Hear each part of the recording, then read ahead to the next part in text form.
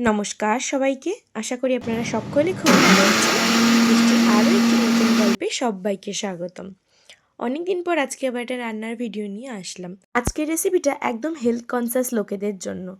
এইসব রেসিপি আমি ওর জন্যই বানিয়ে থাকি। ও বড্ড খাওয়া নিয়ে বেশি কনসিয়াস তো, সেই কারণে। এটা হচ্ছে ওটসের চিল্লা। প্রথমে ওটসটা পরিমাণ মতো নিয়ে মিক্সিতে দিয়ে গুঁড়ো করে তার মধ্যে একদম পরিমাণে অল্প পেঁয়াজ কুচি, স্বাদ মতো লঙ্কা, নুন, গোলমরিচের গুঁড়ো আর একদম একটু রসুন কুচি।